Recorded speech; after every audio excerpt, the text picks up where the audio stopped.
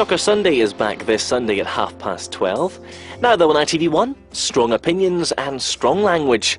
It's Late Attitude.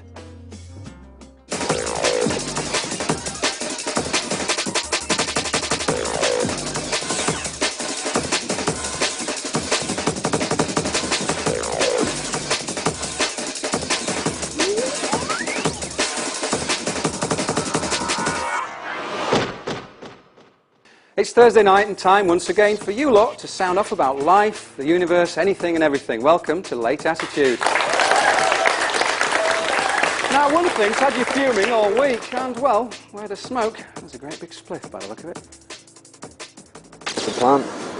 It grows naturally. Why should it be illegal? How can you make nature illegal? Once you've had it for a while, I mean, you get used to it and you need more and more to get you high, and that's how people get onto harder drugs. Also tonight on the show, we've got more live music. Tonight we're featuring local lass Emma Rugg.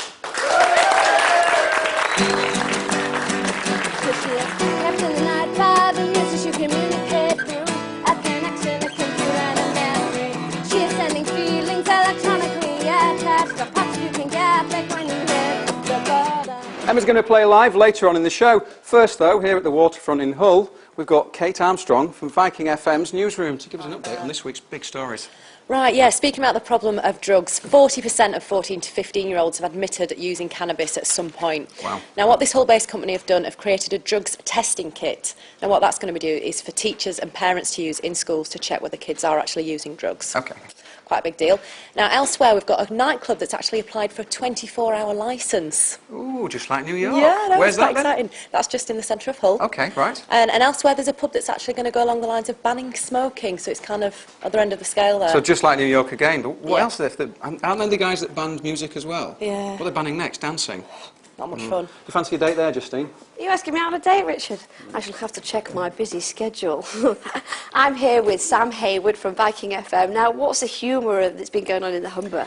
There's been some weird stuff going on this week. Like what? A very strange survey and slightly concerning as well. Yeah. Teenagers now, right, they're all concerned about safe sex, but instead of going out and buying a Johnny or a condom, whatever, they're using cling film. What? Cling film and crisp packets. You're joking? No, I'm not. I'm honest to God. They'll don't wrap it in cling film, understand. wrap it in cling film, and then a crisp packet on the top. Double the protection. Yeah, but double the price. If you can't afford a Johnny, what makes you think you can afford cling film and crisps? Surely that's more expensive. It's utterly bizarre. Why not go and raid your parents' cabinet if you're going to go and raid your mum's You drawer? can get free Johnnies from anywhere these Doesn't days. make Family sense. planning, that kind of thing. I Can want you... to know what flavour those crisps. Cheese and onion, I'll bet. I just think all I'm thinking is chafing, to be honest. Chafing and I'd rather jump pain. on a Now, horse. as always, we've asked you to tell us what you want to talk about on the show, and this week, cannabis has caused a real stink. Reclassification. Have we gone too far? No, not far enough.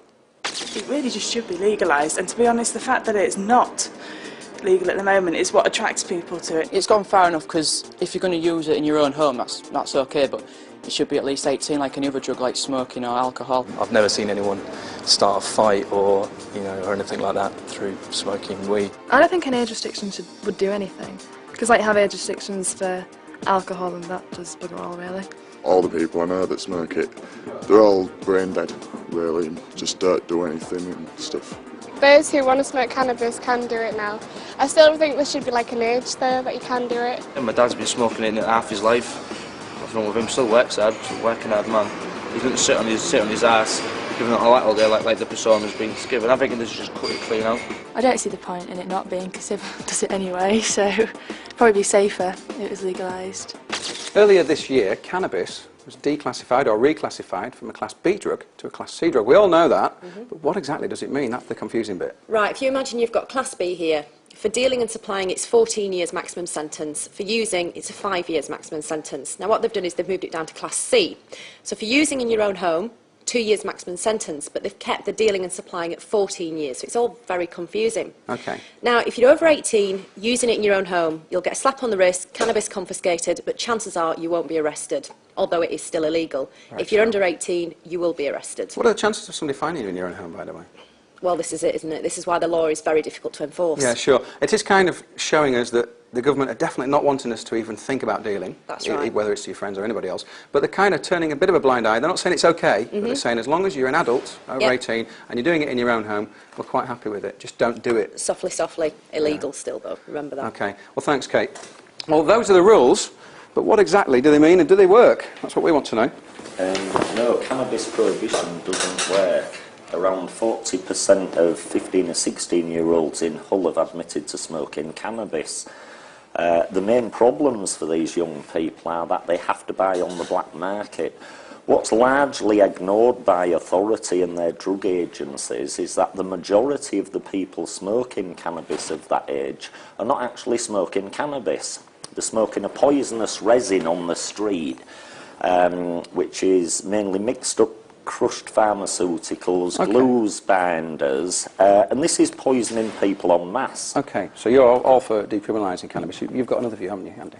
Yeah, I suppose mine's a more concerned view, that we shouldn't be focusing on whether cannabis should be legalised or not. We should be focusing on educating young people about the issues around cannabis.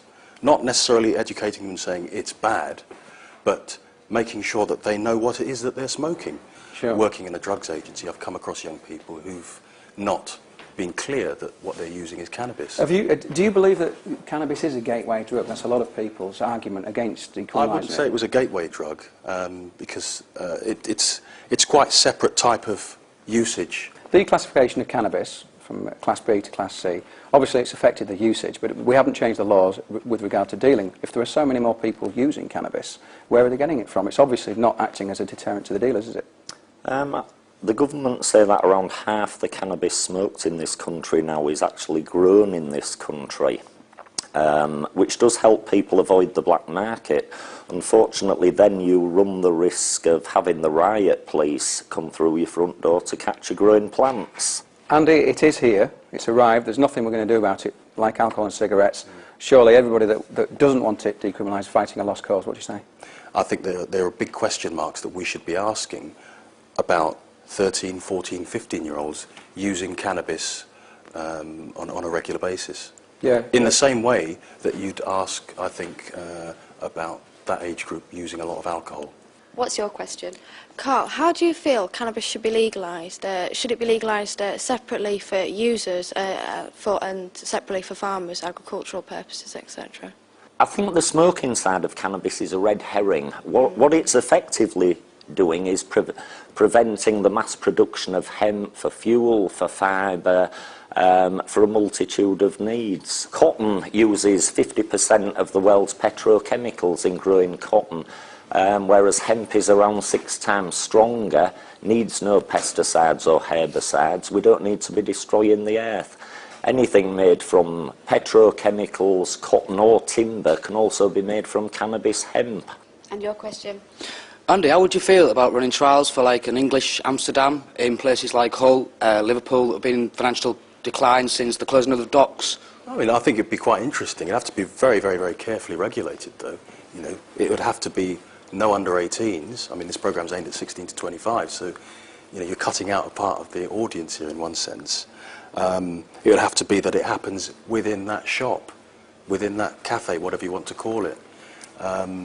There'd have to be regulations on what time it's sold. This is the other difficulty, I think, about legislation, legalisation. How strong is the cannabis you're selling? How do you measure how strong it is? Final question, guys, and I need a brief answer on this one. Is it ever going to be like it is in Amsterdam over here?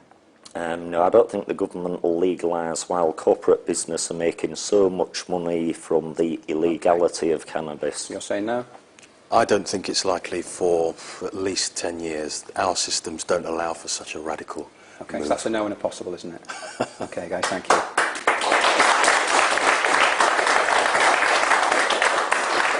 Tell us what you think about the laws on cannabis by logging on to lateattitude.com. Now we go from getting high to feeling low as we investigate dating disasters. You know the ones I'm talking about. Those special moments in time when you want the entire ground to just open up and swallow you whole. Yes, Late Attitude relives those moments that you'd probably rather forget. So guys, anybody been on a nightmare date? Yeah, right, yeah. You're saying it, okay. Well, me and my friend Katie went to meet my boyfriend and some of his mates, and it turns out that a couple of weeks later I found out that he'd been sleeping with her all the time. Oh, well that's this lot, but what about your nightmare? Being asked out on a date can feel like winning the lottery, especially when it's someone that you've liked for a very long time. But when he or she turns up an hour late with not even a phone call, the romantic fairy tale can soon be a nightmare. What's the worst date you've ever been on? I've never been on a date. I've never been on a date. I don't go on dates at all. Don't people date around here? No, everyone's too cheap. I don't go on bad dates. All my dates are good. I ain't had any, they've all been quite alright actually. We saw these guys once that we were going to meet up with, but they were really mean in the end. So we had to run away, didn't we? And I've heard a lot like, is that a lad in your tights or Stairway to Heaven or Nice Legs, what time did he open? That's a pretty cheesy one. That's kind of corny. I walked up to someone and took the ice out of a drink and threw it on the floor and said, now that we've broken the ice, let's get to nature. I suppose the best one's get your coat you pulled. It's kind of to the point, you know. Get your coat, love, you've pulled.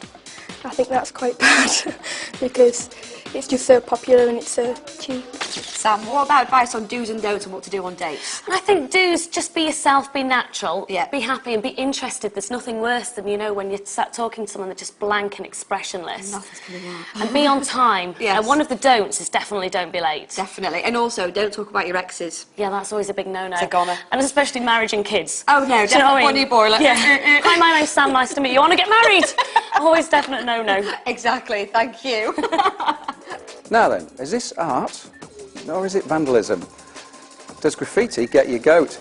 We'll also be talking about irritating habits. Just how irritating is yours? People smoking their food when you're eating out somewhere, I think that's just really rude. Eating with the mouth open, I hate it. It's disgusting. Of course, I don't have any, or do I? Find out next in Late Attitude.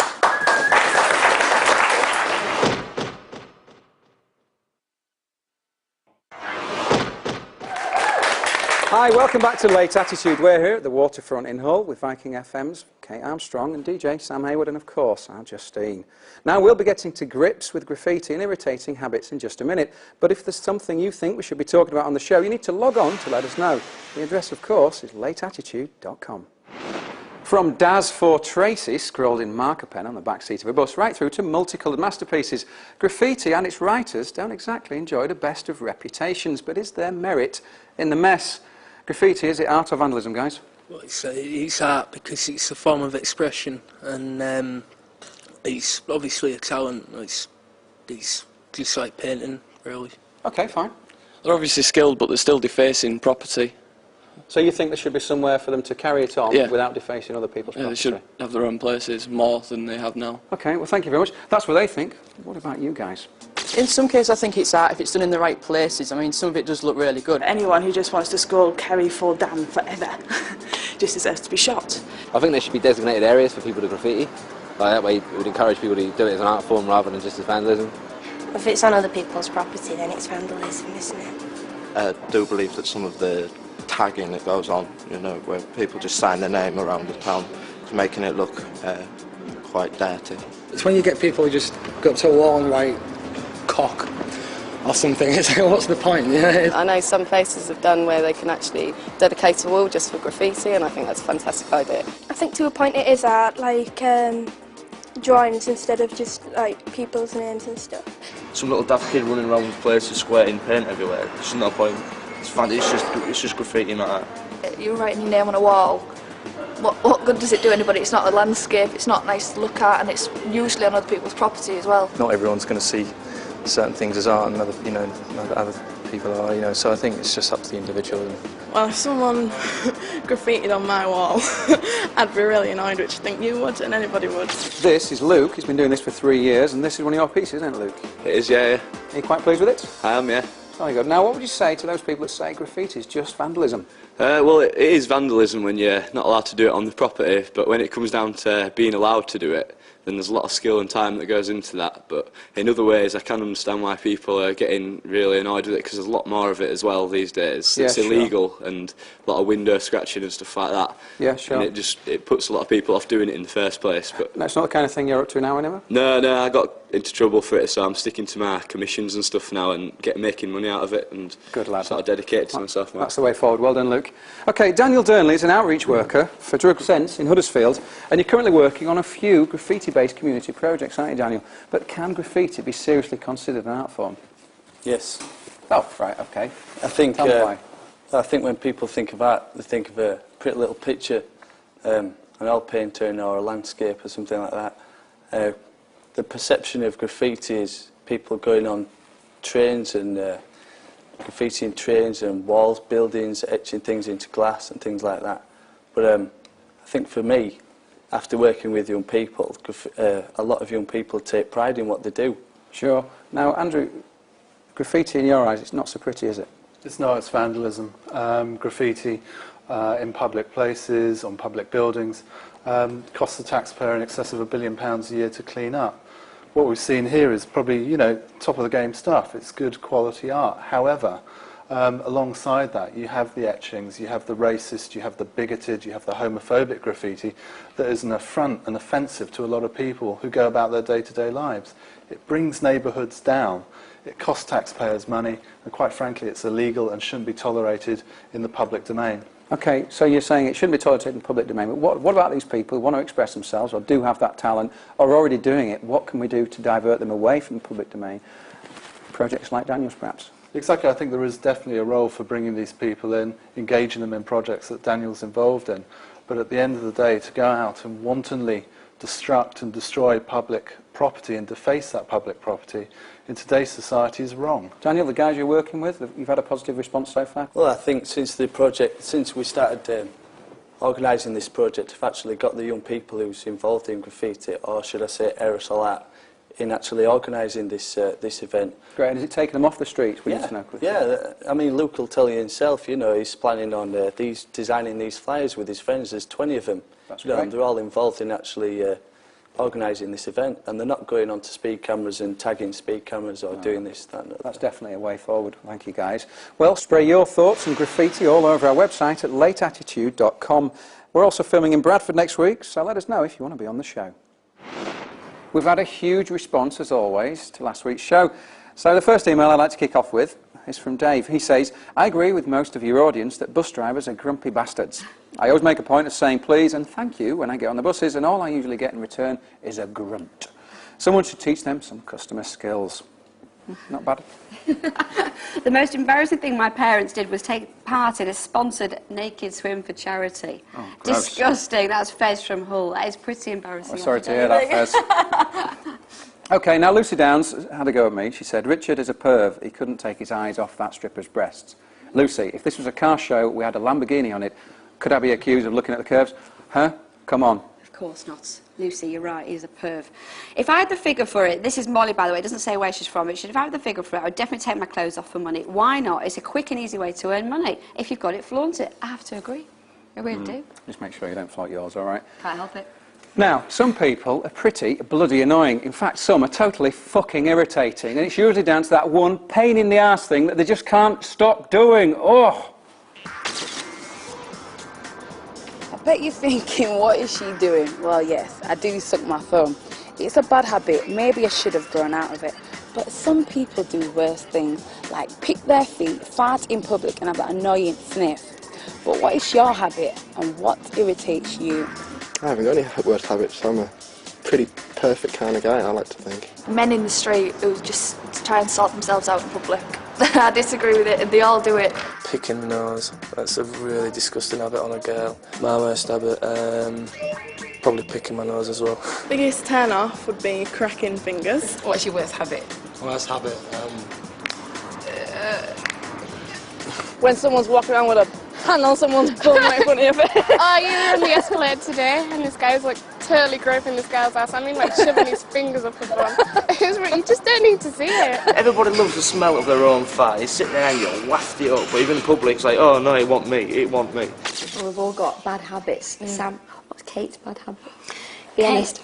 Honestly, and I'm going to tar myself with the same brush here, we are both obsessive about being clean. Not ourselves, because we stink. We stink. But at home, like if there's a bit of dust on my carpet, I'll have to get the Hoover out. Yeah, twins like that as well. Do you end up hoovering the Hoover with a smaller Hoover? Yes, just like Monica. You have to get the dust out of the two Monicas. The thing about personal habits and becoming annoying, they only become really annoying when you really get to know somebody. Yeah. And I'd like to say, Justine, as I've got to know you over the series, I've realised you've got a rather annoying personal habit. I'm sorry to break it to you. What is it? It's your hug. It like breaks your neck. It's not annoying. Just ease up a little bit. Oh. It's because I'm such a lovely person and I just have to feel the love in the room. them. No, That's it, that's your excuse. well, you've got a whole lot of love to give, but I we don't get a chance certainly to feel them when you feel the love, sorry, or when you're They squeezing too compressed. tight. Mine is, if I sneeze and nobody says bless you, it really, really aggravates me. That is a weird one. Do you It's think it's very weird? strange, yeah. Really? Because if I didn't know you and you sneezed, I wouldn't bless you. Well, then I'd be No, I really wouldn't angry bless with you. I wouldn't bless you either. Now listen, log on to lateattitude.com and tell us what you want us to talk about next week when we're in Bradford. The web address, of course, is lateattitude.com. That's almost it for this week. Thanks first to Kate and Sam from Viking FM, all our guests, and of course, not forgetting Justine. We'll round it off tonight with some live music from self-taught Hull songstress Emma Rugg and her soon-to-be-released first single, Oceans.